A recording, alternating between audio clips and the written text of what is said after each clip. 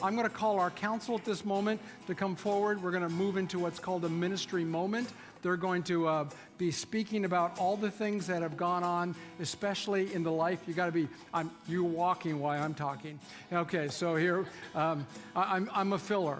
So they're coming up to the podium here. This is Marty and Dave, and Marty and Dave will be talking a little bit about how we're making an impact in the community, especially with the funds and the ministry we have.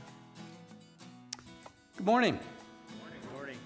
My name is Dave Chastain. I'm a council member and also the liaison to the Outreach Committee.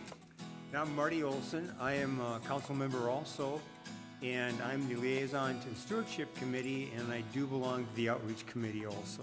So. You may not recognize us because we're generally 8:30 attendees, although we do have the same barber. Okay, to start with, again, we're going to talk about kind of some of the community impact spending for this last year and the last few years too. So, and where those dollars, and thank you for your generosity, where those dollars have been sent to. But I want to start with a passage out of Matthew 25, verse 37. Then the righteous will answer him, saying, Lord, when did we see you hungry and feed you, or thirsty and give you drink? When did we see you a stranger and take you in, or naked and clothe you? Or when did we see you sick or in prison and come to you? And the king will answer them, saying, Assuredly I say to you, inasmuch as you did it to one of the least of me, of these, my brethren, you did it to me. So Christ is essentially telling us we need to outreach to the folks that really are in need around the community. So a few of the things that have gone on this year were being planned. You can see the first thing is the meal packing event. Some of the life groups got together and did some of these. There were 2 events this year. $3,400 was spent on each of those. Another event is planned for January the 12th. The school books for kids, we've committed $4,200 for that. And if you don't, I read at Jackson, and it's a very rewarding experience. I would encourage you to think about reading for these different schools because we're getting bigger and we've added more readers and everything to the school. So I would encourage you to consider it. Yeah, they hand out, I guess, books to all those kids. It costs about $700 a month.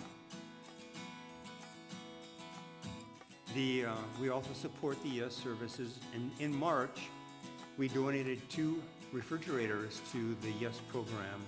One of them went to what they call their maternity house, and the other one went to the outreach center. And they do need the space and everything. It would be nice to give another one, but they don't have room for them right now. And in the fall of 2025, they are going to be moving to new facilities, which will encourage us to help them there. Also, I want to thank you for October was the month that we donated many items for the YES program.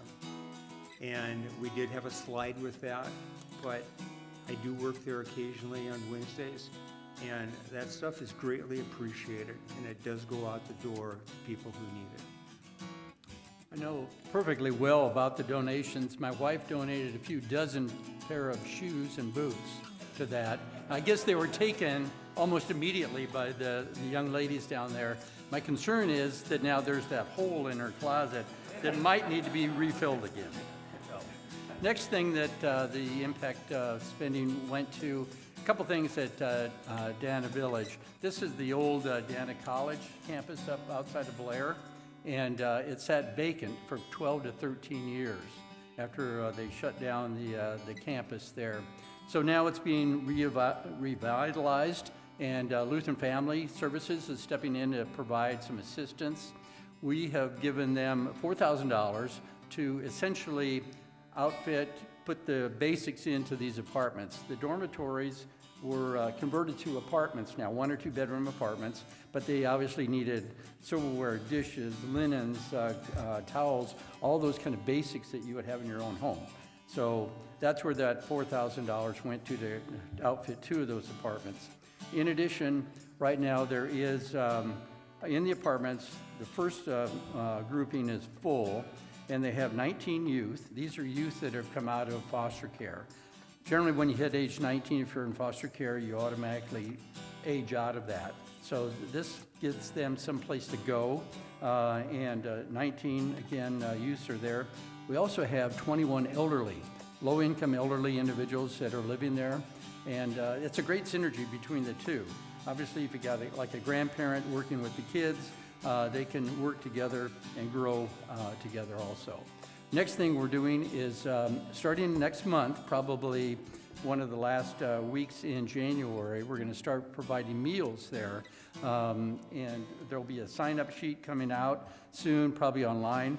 And if you want to volunteer to help with the meals, I think the first one will probably buy the food, maybe at a local restaurant in Blair, and then provide it. The nice thing is we get to sit with the kids and sit with the adults and find out what is their needs. You know, do they need some assistance in finances? There was some interesting stories that some of them really didn't understand a lot of things because their foster parents took care of them. And so there was one lady that had no idea, one young lady, how to work the thermostat in her apartment. You can think about that, you know, just turning the thermostat to hot or cold or whatever. So it's some of the basic things. So anyway, so that's coming along very well. I would think we should mention, when we outfit one of the apartments with the linens and the dishes and that sort of thing, when those kids age out of those apartments or find different accommodations as they are able to, they get to take that stuff with them to start their own household. So it's a nice starter thing for them. Okay, some of the other things that have been funded this year out of the community impact spending: Friends and Family Festival, $11,300. Trunk or Treat, that was kind of a fun thing. A lot of kids came out, I don't know how many, 400 or 500 maybe. And the extravaganza, of course, back around Easter time, 6,500. So we want to thank the congregation for seeing the importance of all those activities. And obviously, it's a huge outreach to the community. And it's, I think, something that, as we mentioned here in the Bible passage, that Christ has assigned us, or has essentially encouraged us to go out to the community to help others. In the past few years, some of the spending, you can see the numbers up there, 21, 22, and 23. Obviously, this year we spent more than that, and so thank you for your generosity. We're going to be doing the same type of thing again in 25, so appreciate your time and your generosity. And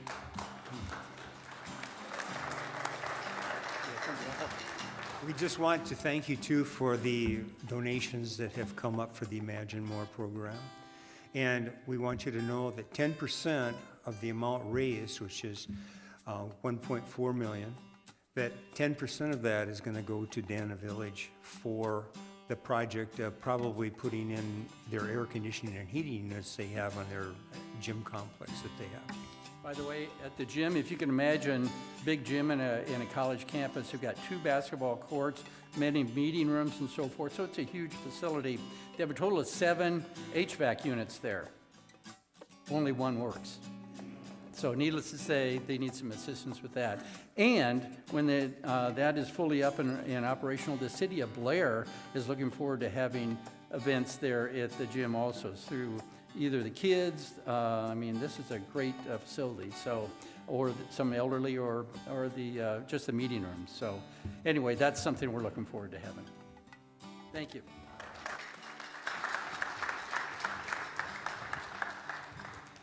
Thank you, Dave and Marty. You can see the last slide up there is we have some budget Q&A sessions. One was today, and you'll see 2 in January that are up there.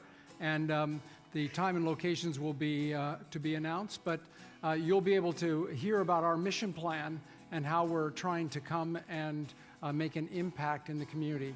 And finally, we'll be adopting all of those plans in the end of January. You can see, or on the 19th, when we have our congregational meeting.